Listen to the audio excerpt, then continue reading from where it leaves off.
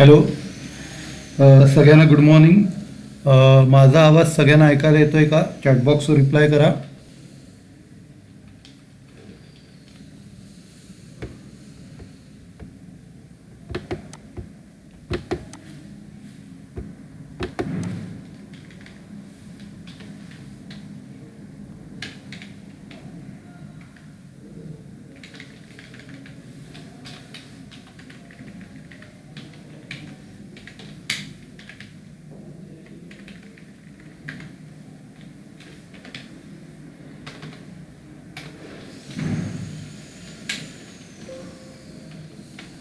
Hello. माझा आवाज ऐकायला येतोय का? रिप्लाय करा.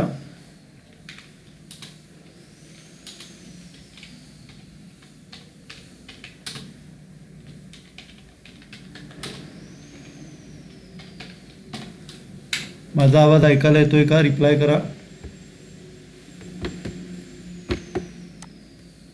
हॅलो. माझा आवाज ऐकायला येतोय का?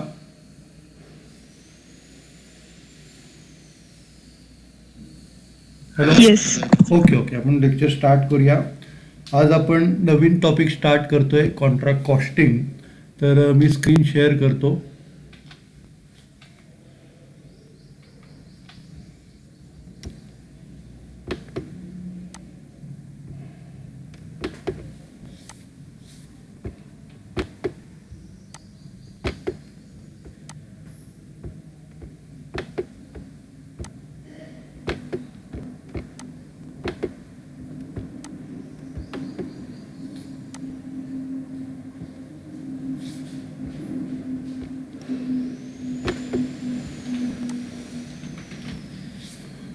ओके, तर आपण स्टार्ट करूया. या टॉपिकचं नाव आहे कॉन्ट्रॅक्ट कॉस्टिंग. आता हा टॉपिक आहे ना, हा तुम्हाला त्याचे कन्सेप्ट व्यवस्थित कळले पाहिजेत. कारण कसं आहे, या टॉपिकमध्ये बऱ्याच गोष्टी नवीन आहेत ज्या तुम्ही एखाद्यास ऐकल्याही नसतील. म्हणजे जे आपण कन्स्ट्रक्शन बांधकाम करण्याचं जे कॉन्ट्रॅक्ट घेतो त्याच्याशी रिलेटेड या टर्म्स आहेत. त्यामुळे या टर्म्स तुम्ही व्यवस्थित समजून घ्या. एखादी वेळेस तुम्हाला माहिती असतील या टर्म्स किंवा नसतील माहिती, पण या टर्म्स समजून घेणं खूप गरजेचं. या टर्म्स समजल्याशिवाय तुम्हाला प्रॉब्लेम कळणार नाही. पण पहिल्यांदी याच्या ज्या टर्म्स आहेत त्या आपण समजून घेऊया.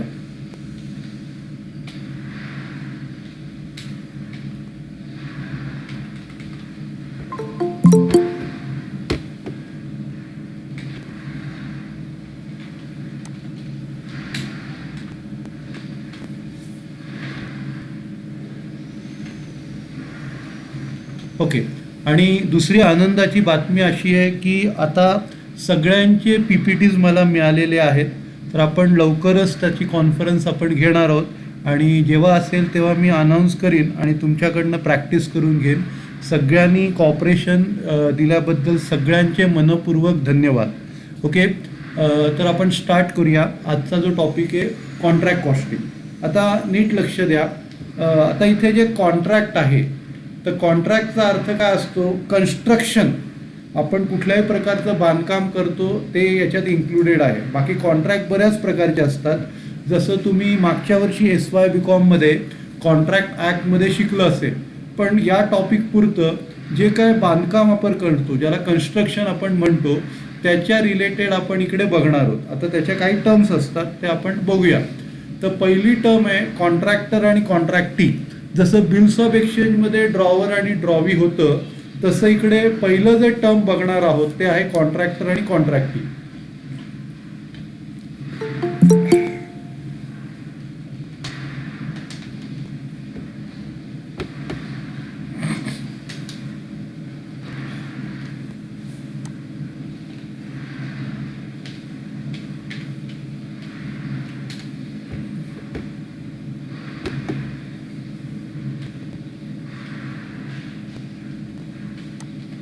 ओके. आता कॉन्ट्रॅक्टर म्हणजे कोण? जो पर्सन कॉन्ट्रॅक्ट घेतो.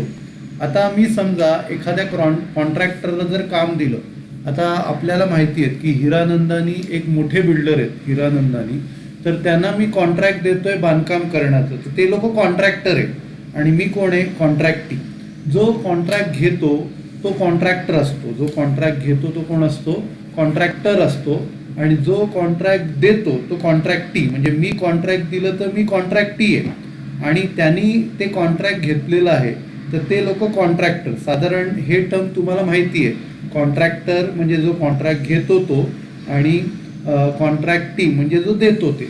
ओके, तर इकडे इंग्लिशमध्ये काय म्हटलं आहे, the person who undertakes the contract is a contractor, the person who gives the contract is a contractee. त्याच्यानंतर आर्किटेक्ट. आता आर्किटेक्ट काय असतं की मी कॉन्ट्रॅक्टरला काम दिलं आहे पण मला त्याच्याबद्दल काय माहिती नाही आहे, म्हणून तो काय करतो, चेक करण्यासाठी, कारण मी कॉन्ट्रॅक्टरला करोडो रुपये देणार आहे पण मी फक्त कॉन्ट्रॅक्टरच्या जीवावर देऊ शकत नाही, त्यांनी बांधकाम केलेलं बरोबर आहे की नाही, त्याच्यासाठी एक तिसरा पार्टी मला अपॉइंट करायला लागतो. आणि त्यांनी जर सांगितलं की काम बरोबर आहे, त्याला मला पैसे द्यावे लागतात, तो जो आर्किटेक्ट आहे त्याला मला पैसे द्यावे लागतात, तो फुकट नाही करत, तर तो काम बरोबर केलं आहे की नाही हे तो मला सांगतो. म्हणजे याच्यात 3 लोक इन्व्हॉल्व आहेत. कॉन्ट्रॅक्टर म्हणजे जो कॉन्ट्रॅक्ट घेतो तो. आता आपण जे बुक्स ऑफ अकाउंट्स मेंटेन करणार आहोत तो कॉन्ट्रॅक्टरच्या बुक्समध्ये अकाउंट मेंटेन करणार आहे. तर पहिला कॉन्ट्रॅक्टर जो कॉन्ट्रॅक्ट घेतो, कॉन्ट्रॅक्टी म्हणजे जो कॉन्ट्रॅक्ट देतो, आणि कॉन्ट्रॅक्टचं चेकिंग जो कोण करतो तो थर्ड पार्टी कोण असतो, आर्किटेक्ट असतो. म्हणजे तो सर्टिफिकेट देतो की जे कॉन्ट्रॅक्ट झालेलं आहे, जे काय बांधकाम झालेलं आहे ते जशी कॉन्ट्रॅक्टीची इच्छा आहे की कशा प्रकारे बांधकाम व्हायला पाहिजे त्या प्रकारेच ते बांधकाम झालं आहे, त्याचं सर्टिफिकेट आर्किटेक्ट देतो. नंतर पुढची जी टर्म आहे कॉन्ट्रॅक्ट प्राईस. कॉन्ट्रॅक्ट प्राईस म्हणजे काय, कॉन्ट्रॅक्टची प्राईस किती ठरली, म्हणजे किती पैसे मी कॉन्ट्रॅक्टरला देणार आहे. समजा मी 50 लाखाचं कॉन्ट्रॅक्ट दिलं म्हणजे मी त्याला 50 लाख रुपये देणार आहे. त्याच्यानंतर पुढची जी टर्म आहे तिचं नाव आहे वर्क सर्टिफाईड. पुढची जी टर्म आहे तिचं नाव काय, वर्क सर्टिफाईड आहे.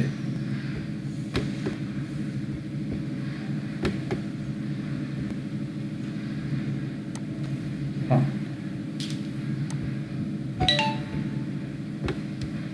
आता ही टर्म खूप महत्वाची आहे आणि तुम्हाला प्रॉब्लेम्समध्ये ही टर्म वापरायची आहे. तर आता वर्क सर्टिफाईडचा अर्थ काय असतो की मी कॉन्ट्रॅक्टर आहे.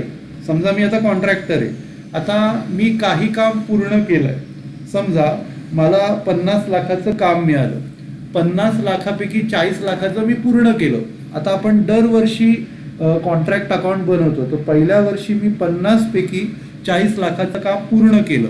आता 40 लाखापैकी 35 लाख चेक केलं.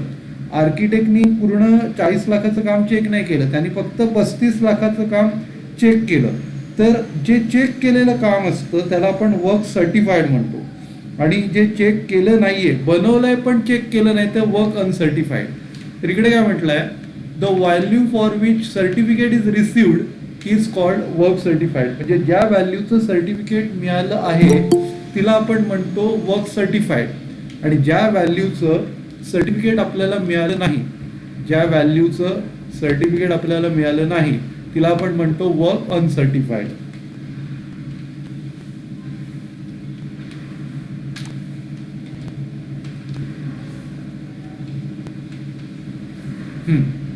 तर नीट लक्ष द्या.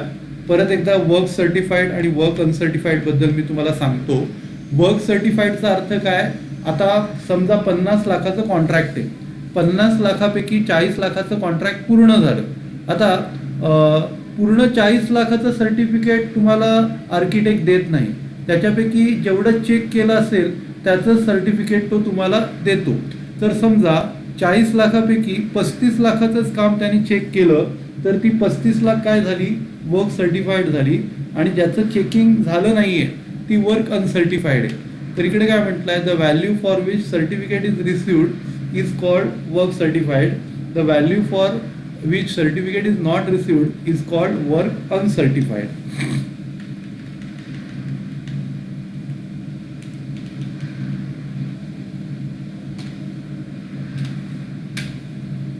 त्याच्यानंतर पुढची टर्म आहे कॅश रिसिव्ड. आता नीट लक्ष द्या, कॅश रिसिव्ड म्हणजे काय, कॉन्ट्रॅक्टरला आपण किती पैसे दिले. आता फॉर एक्झाम्पल मागचं जे उदाहरण आपण बघितलं, 50 लाखापैकी 40 लाखाचं काम पूर्ण झालंय, तर त्याला आपण पूर्ण 40 लाख देत नाही, त्याचे थोडे पैसे आपण आपल्याकडे रिटेन्शन मनी म्हणून ठेवतो. म्हणजे समजा तो पूर्ण पैसे दिले तर पूर्ण पैसे घेऊन पळून जाईल ना, पण आपण काय करतो, थोडे पैसे त्याला द्यायचे बाकी ठेवतो, थोडे पैसे त्याला द्यायचे बाकी ठेवतो, त्याला रिटेन्शन मनी म्हणतो.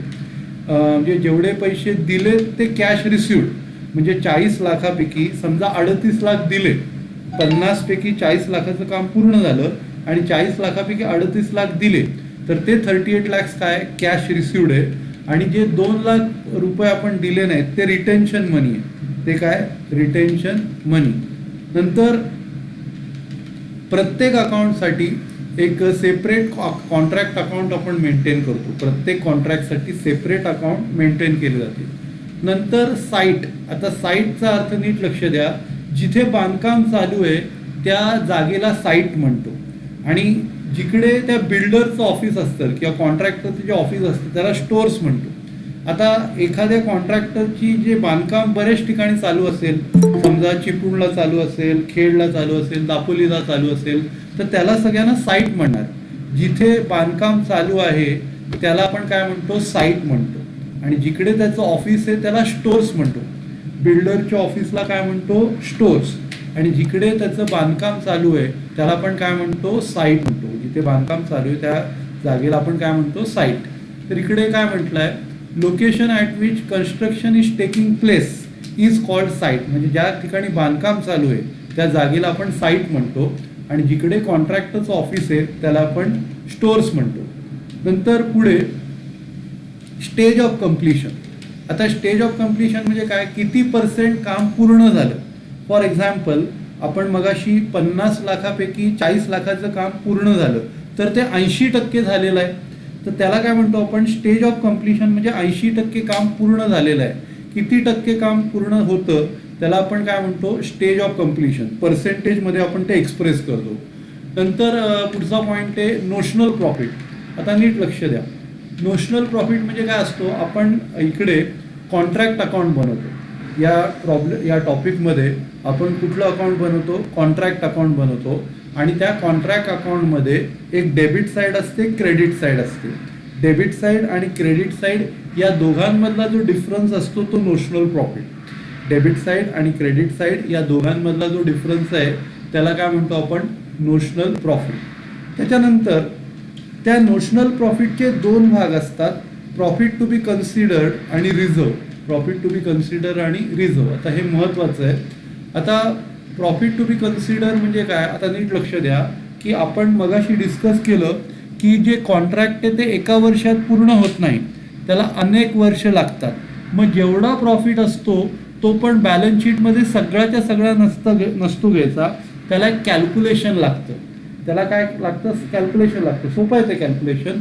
फक्त तुम्ही आत्ता लक्षात घ्या की जेवढा प्रॉफिट कमवतो तो नोशनल प्रॉफिट आहे. आणि त्याचे 2 भाग होतात. नोशनल प्रॉफिटचे किती 2 भाग होतात, 2 भाग होतात.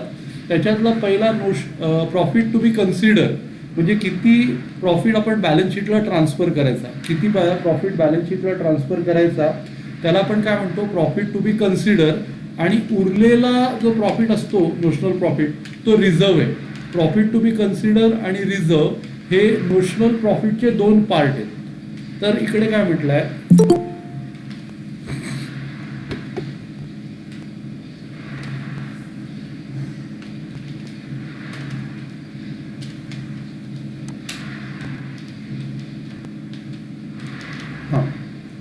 तर the amount taken for balance sheet purpose हा प्रॉफिट टू बी कन्सिडर्ड आहे. आणि रिझर्व मधले उरलेला भाग, उरलेला पार्ट जो असतो नोशनल प्रॉफिट आणि प्रॉफिट टू बी कन्सिडर त्याच्यातला उरलेला भाग म्हणजे रिझर्व. फॉर एक्झाम्पल आपण नोशनल प्रॉफिट 90,000 कमवला, नोशनल प्रॉफिट 90,000 कमवला आणि त्याच्यापैकी प्रॉफिट टू बी कन्सिडर 60,000. नीट लक्ष द्या. टोटल नोशनल प्रॉफिट आपल्याकडे किती आहे, समजा 90,000 आहे. समजा नोशनल प्रॉफिट 90,000 आहे आणि त्याच्यापैकी प्रॉफिट टू बी कन्सिडर 60,000 आहे. तर उरलेला 30,000 हा रिझर्व आहे. उरलेला 30,000 हा रिझर्व आहे. ओके. तर मी पुढे जाण्याच्या अगोदर बरेच जण लेट जॉईन केलेलं आहे, तर मी परत एकदा हे डिस्कस करतो मग मी पुढे जातो, कारण हे पॉईंट कळल्याशिवाय तुम्हाला पुढचं कळणार नाही. ओके. तर परत एकदा रिवाईज करतो तर हा जो कॉन्ट्रॅक्ट कॉस्टिंग किंवा कॉन्ट्रॅक्ट अकाउंट्स हा जो टॉपिक आहे, हा टॉपिक आहे जे बांधकाम आपण करतो, कन्स्ट्रक्शन जे करतो, म्हणजे बिल्डिंग म्हणा, डॅम म्हणा, कुठल्याही प्रकारचं ब्रिज म्हणा, कुठल्याही प्रकारचं जर समजा बांधकाम आपण करत असू तर त्याच्याशी रिलेटेड हा टॉपिक आहे. तर कॉन्ट्रॅक्ट म्हणजे साधारण ते कन्स्ट्रक्शन कॉन्ट्रॅक्टशी ते रिलेट करतात. त्याच्यानंतर आता जसं बिल्स ऑफ एक्सचेंजमध्ये ड्रॉवर आणि ड्रॉवी असतं, तसं इकडे ज्या पार्टीज असतात त्यांची नावं आहे कॉन्ट्रॅक्टर आणि कॉन्ट्रॅक्टी. आता कॉन्ट्रॅक्टर कोण असतो? जो कॉन्ट्रॅक्ट घेतो, एखादं बांधकाम करण्याचं जे कॉन्ट्रॅक्ट घेतो तो कोण आहे? कॉन्ट्रॅक्टर. म्हणजे इंग्लिशमध्ये काय म्हणतो? The person who undertakes the contract. जो कॉन्ट्रॅक्ट घेतो तो कोण असतो? कॉन्ट्रॅक्टर असतो. त्याच्यानंतर जो कॉन्ट्रॅक्ट देतो, जो कॉन्ट्रॅक्टरला कॉन्ट्रॅक्ट देतो तो कोण असतो? कॉन्ट्रॅक्टी असतो. आता मी तुम्हाला सांगितलं की कॉन्ट्रॅक्टीला कॉन्ट्रॅक्टबद्दल काही कळत नाही, म्हणजे कसं बिल्डिंग बांधली, आपल्याला हवी तशी बांधली आहे का, तर त्याच्यासाठी एक तिसरा माणूस तो अपॉइंट करतो, त्याला आपण काय म्हणतो? आर्किटेक्ट म्हणतो. त्याला काय म्हणतो? आर्किटेक्ट म्हणतो. तो काय करतो? त्याला आपल्याला पैसे द्यावे लागतात. तो काय करतो की बांधकाम आपल्याप्रमाणे त्यांनी बांधलंय की नाही, म्हणजे आपली जी इच्छा आहे आपल्या इच्छेप्रमाणे त्यांनी बांधलंय की नाही तो चेक करतो आणि सर्टिफिकेट कॉन्ट्रॅक्टरला देतो. त्या सर्टिफिकेटच्या अगेन्स्ट आपण त्याला पैसे देतो. तर असं एक कॉन्ट्रॅक्ट असतो.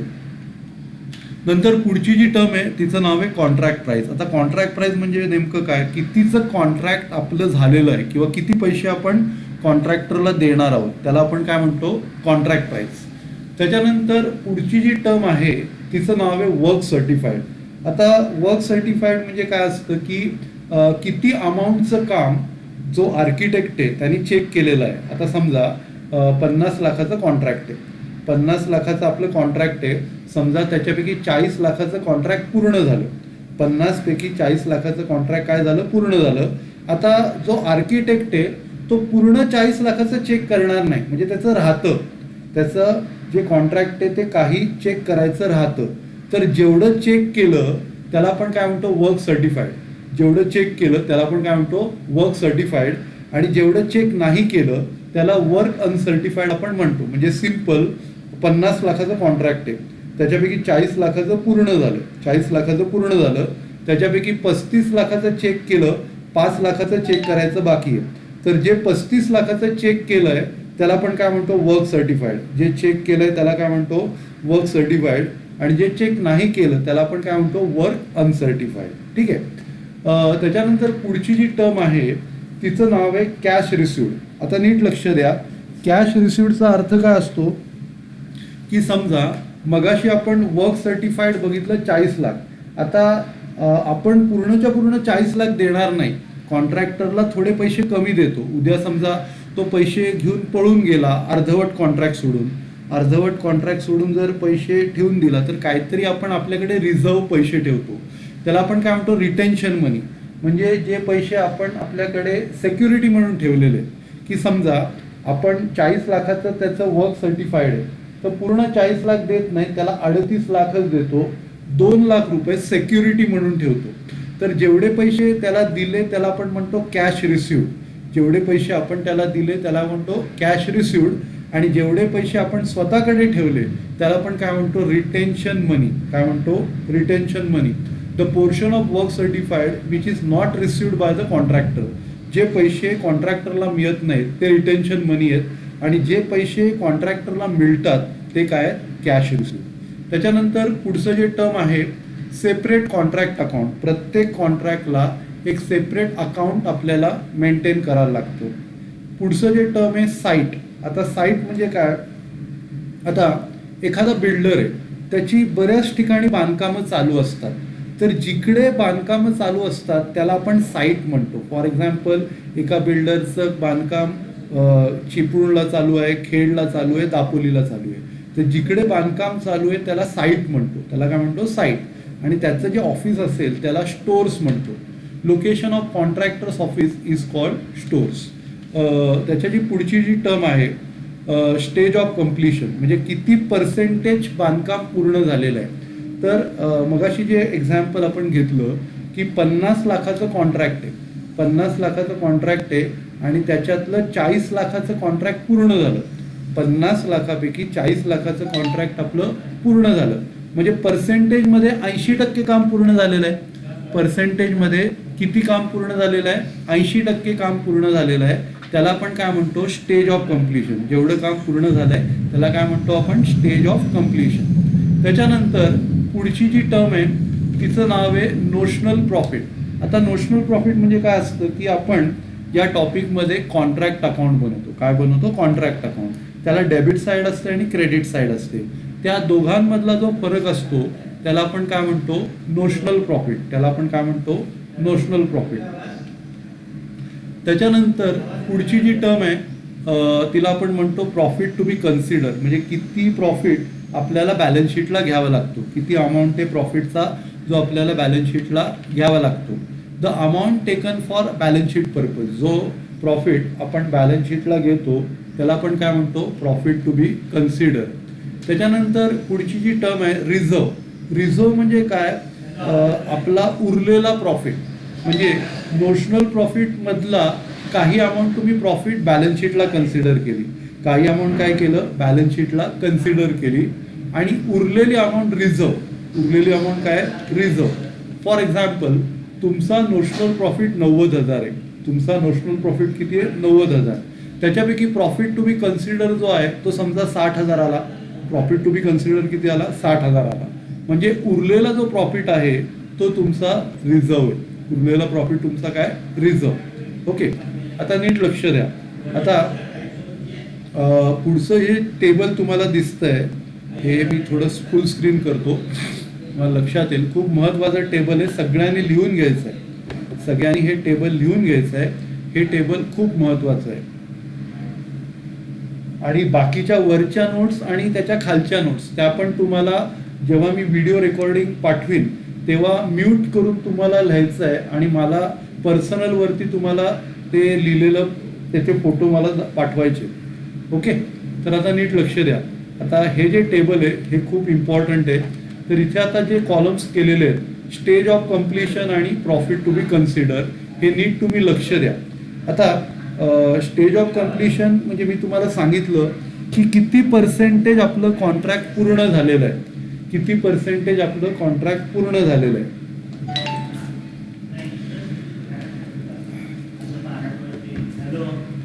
तर समजा ते आपल्याला कॅल्क्युलेट करायला लागतं. किती पर्सेंटेज काम पूर्ण झालं आहे ते आपल्याला कॅल्क्युलेट करायला लागतं. आता त्याचं काय तुम्हाला स्लॅब दिलेले आहेत. तसा इन्कम टॅक्सच्या स्लॅब असतात. म्हणजे पहिल्या 2.5 लाखापर्यंत तुम्हाला टॅक्स बसत नाही. 2.5 ते 5 लाखापर्यंत 5% बसतो. 5 लाख ते 10 लाखपर्यंत तुम्हाला 10% पडतो. जसं या इन्कम टॅक्सच्या स्लॅब आहेत तशा या कम्प्लिशनच्या पण स्लॅब आहेत. तर त्या आपण आता बघूया, काय काय एक एक डिस्कस करू. जर समजा आपलं स्टेज ऑफ कम्प्लिशन 0 ते 25% आहे, 0 ते 25% आहे, तर एकही रुपया आपल्याला प्रॉफिट कन्सिडर करायचा नाही. त्याची अमाऊंट 0 होते. म्हणजे मागच्या एक्झाम्पलमध्ये 90,000 जर नोशनल प्रॉफिट कमवला तर याच्यात तुम्हाला एकही रुपया पकडायचा नाही. सगळ्याच्या सगळा रिझर्वला टाकायचा. सगळीच्या सगळी अमाऊंट कुठे टाकायची आहे? रिझर्वला टाकायची आहे. जर समजा आपलं स्टेज ऑफ कम्प्लिशन, आपलं जे स्टेज ऑफ कम्प्लिशन आहे ते 0 ते 25% आहे. 0 तिकडे इकडे विचारा तुम्ही. जर समजा स्टेज ऑफ कम्प्लिशन 0 ते 25% असेल तर तुम्हाला 1 रुपया सुद्धा कन्सिडर करायचा नाही. सगळीच्या सगळी अमाऊंट तुम्हाला रिझर्वला ट्रान्सफर करायची आहे. ओके, त्याच्यानंतर जर समजा स्टेज ऑफ कम्प्लिशन तुमची 25 ते 50%च्या मध्ये, स्टेज ऑफ कम्प्लिशन तुमची 25 ते 50%च्या मध्ये, तर तिथे तुम्हाला हे कॅल्क्युलेशन करावं लागेल.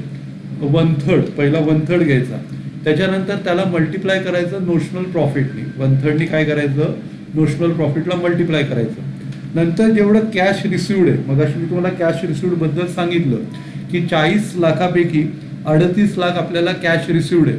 तर कॅश रिसिव्ड हे न्यूमरेटरला येतं आणि वर्क सर्टिफाईड हे डिनॉमिनेटरला येतं. म्हणजे 1/3 into notional profit into cash received upon work certified हा फॉर्म्युला आहे. हा काय फॉर्म्युला आहे. तर म्हणजे लक्षात घ्या, 0 ते 25% पर्यंत एकही रुपया घ्यायचा नाही. 25 ते 50% पर्यंत या फॉर्म्युलाने तो कॅल्क्युलेट करायचा. या फॉर्म्युलाने काय करायचा, कॅल्क्युलेट करायचा. आणि 50 ते 100% मध्ये जिथे हे 1/3 लिहिलं आहे त्याच्याऐवजी 2/3 आहे. 1/3च्या ऐवजी काय 2/3 आहे. 2/3 इंटू नोशनल प्रॉफिट, पुढचा फॉर्म्युला सेम आहे. 2/3 into notional profit into cash received upon work certified. 2/3 into notional profit into cash received upon work certified.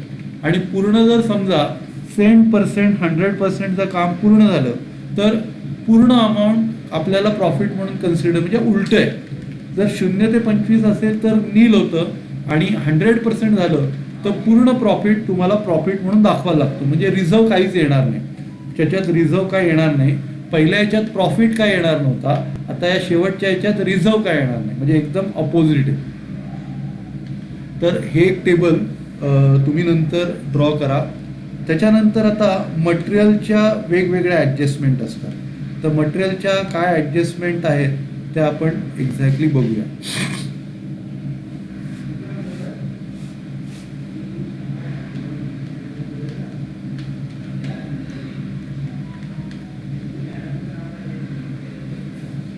आता बघा कसं असतं माहिती आहे का, मटेरियल तुम्हाला मी वरती जसं मेन्शन केलं की साईटला जातं.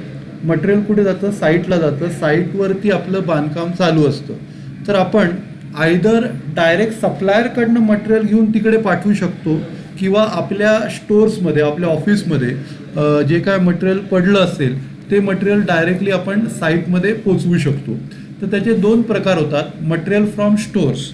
मटेरियल फ्रॉम स्टोर्स म्हणजे आपल्या ऑफिसवरनं जर समजा डायरेक्ट आपण ते मटेरियल पोचवलं, आपल्या ऑफिसवरनं जर डायरेक्ट साईटला मटेरियल पोचवलं तर त्याला आपण काय म्हणतो, मटेरियल फ्रॉम स्टोर्स.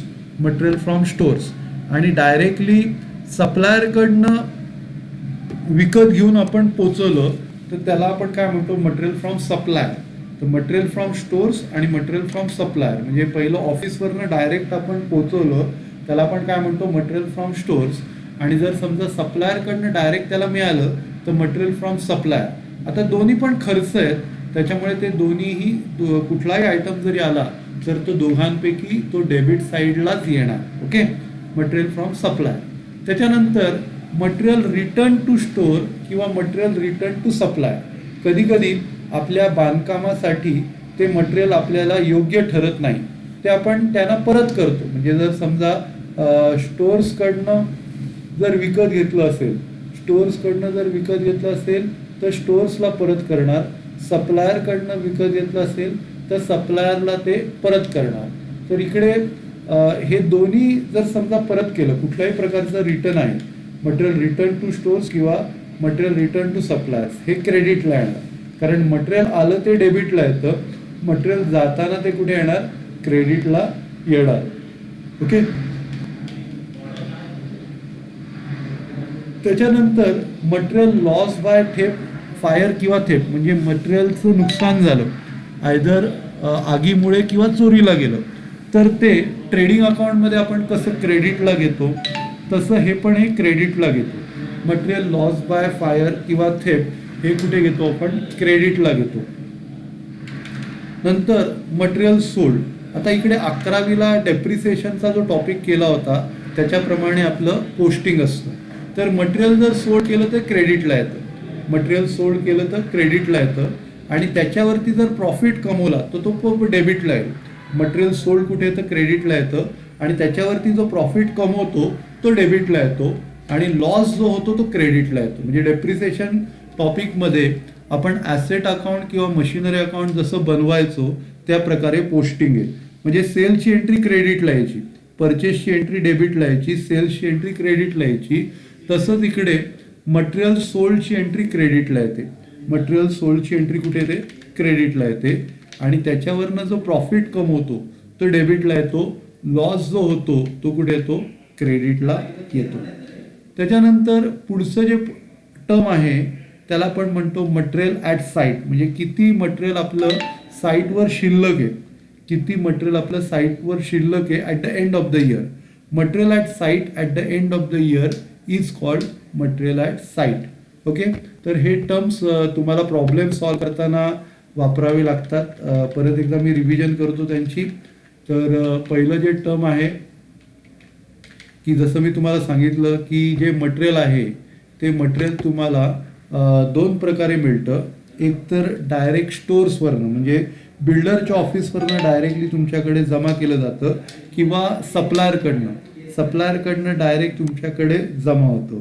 तर जे ऑफिसवरनं आलेलं आहे त्याला आपण काय म्हणतो, मटेरियल फ्रॉम स्टोर्स. आणि जे सप्लायरकडनं आलं आहे त्याला काय म्हणतो, मटेरियल फ्रॉम सप्लायर. त्याच्यानंतर पुढची टर्म आहे रिटर्न करणे, म्हणजे आयदर स्टोर्सला परत करणे किंवा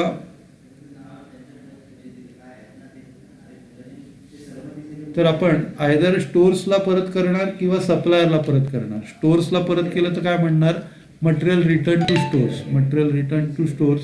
आणि सप्लायरला परत केलं तर material return to supplier, material return to supplier. त्याच्यानंतर म्हणजे आलं तर डेबिटला आणि हे रिटर्न केलेलं कुठे जातं, क्रेडिटला येतं.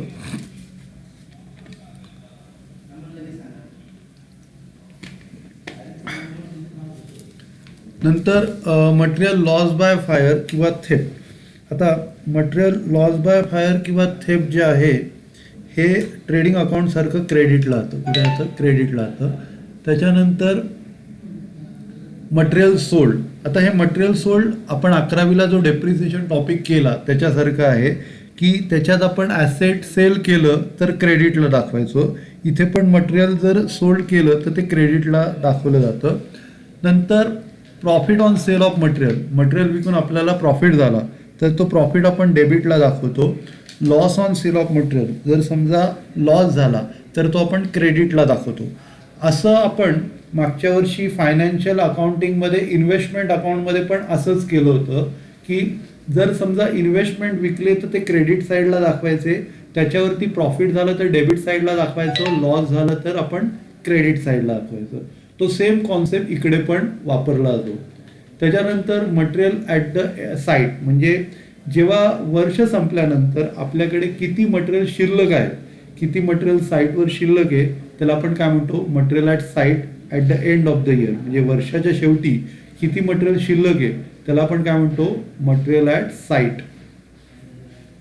आता हा कॉन्ट्रॅक्ट अकाउंटचा फॉर्मॅट आहे. आता कॉन्ट्रॅक्ट अकाउंटचा फॉर्मॅट नीट बघा सगळ्यांनी. तर पहिल्यांदा आपण हेडिंग टाकतो इन द बुक्स ऑफ, कुणाच्या बुक्समध्ये आपण हेडिंग आहे. त्याच्यानंतर कॉन्ट्रॅक्ट अकाउंट नंबर, त्याचा एक नंबर असेल तर टाकायचा, नसेल तर नाही टाकायचा. Contract account number for the period, contract account number for the period. त्याच्यानंतर कॉन्ट्रॅक्ट प्राईस, कितीचं कॉन्ट्रॅक्ट आहे ते आपल्याला इकडे टाकायला लागतं. म्हणजे इथे 3 गोष्टी तुम्हाला टाकायला लागतात. पहिलं आपण नेहमीप्रमाणे इन द बुक्स ऑफ, म्हणजे ज्याच्या बुक्समध्ये आपण कॉन्ट्रॅक्ट अकाउंट बनवतो त्याचं नाव आपल्याला इकडे लिहावं लागतं. नंतर काय बनवतोय ते म्हणजे कॉन्ट्रॅक्ट अकाउंट, ते इकडे लिहावं लागतं. Contract account for year ended हे आपल्याला बनवावं लागतं. आणि शेवटची गोष्ट म्हणजे काय, कॉन्ट्रॅक्ट प्राईस. तर या 3 गोष्टी आपल्याला टाकायला लागतात. आता नीट लक्ष द्या. आता याचा फॉर्मॅट कसा आहे, सगळ्यात पहिलं वर्क इन प्रोग्रेस. आता वर्क इन प्रोग्रेसमध्ये 3 गोष्टी असतात ज्या आपण शिकलेलो आहोत मगाशी, वर्क सर्टिफाईड, वर्क अनसर्टिफाईड आणि material at site. Work certified, work uncertified आणि मटेरियल ॲट साईट. तर याच्यात काय काय आहे,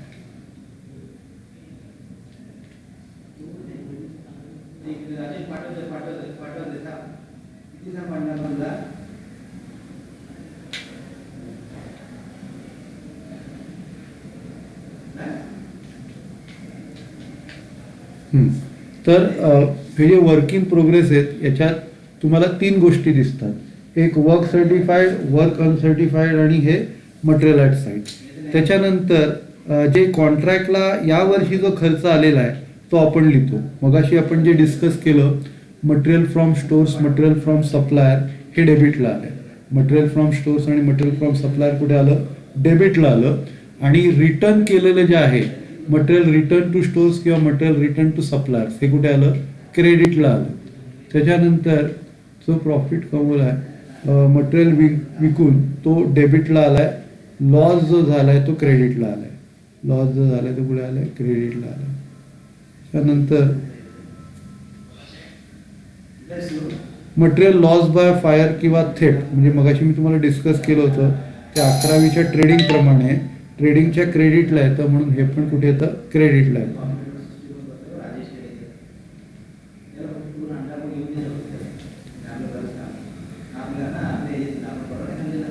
त्याच्यानंतर पुढे जे आहे लेबर किंवा वेजेस, जे आपण लेबर किंवा वेजेस पे करतो ते त्याच्यात इन्क्लुडेड आहे.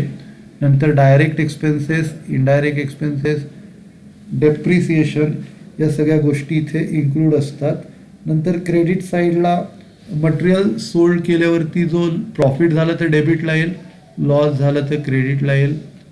त्याच्यानंतर closing work in progress, closing work in प्रोग्रेसमध्ये परत हे ओपनिंग वर्क इन प्रोग्रेस आहे. हे जे वर्क इन प्रोग्रेस जे आहे ओपनिंग आहे, आणि क्लोजिंगमध्ये काय वर्क सर्टिफाईड, वर्क अनसर्टिफाईड आणि मटेरियल ॲट साईट या गोष्टी येतात. त्याच्यानंतर आयदर आपल्याला प्रॉफिट होतो किंवा लॉस होतो. प्रॉफिट झाला तर त्याला आपण नोशनल प्रॉफिट म्हणतो, प्रॉफिट झाला तर काय म्हणतो नोशनल प्रॉफिट, आणि लॉस झाला तर आपण इथे क्रेडिटला बाय प्रॉफिट अँड लॉस अकाउंटला टाकतो. आता मगाशी जे आपण जे टेबल शिकलो तर ते टेबल तुम्हाला याच्या नोशनल प्रॉफिटसाठी वापरायचं आहे. जर लॉस झाल्या तर काही प्रॉब्लेम नाही आहे, लॉस झाला तर इकडेच प्रॉब्लेम संपून जाईल. पण जर समजा प्रॉफिट झालं तर तुम्हाला वर त्या टेबलमध्ये दिलेला फॉर्मॅट वापरायचा आहे नोशनल प्रॉफिटचा. त्याच्यानंतर हे झाल्यानंतर आपण पहिल्या स्टेजला हे कॉन्ट्रॅक्ट अकाउंट क्लोज करायचं. पहिल्या स्टेजला कॉन्ट्रॅक्ट अकाउंट क्लोज करून परत रिओपन करायचं. इथे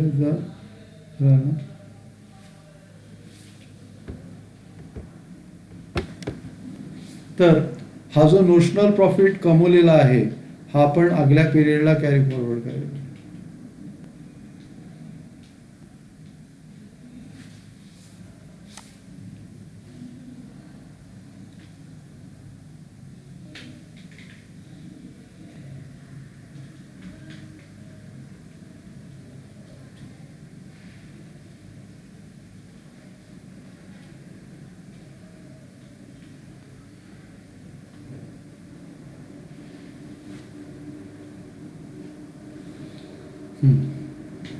ओके, तर नीट लक्ष द्या.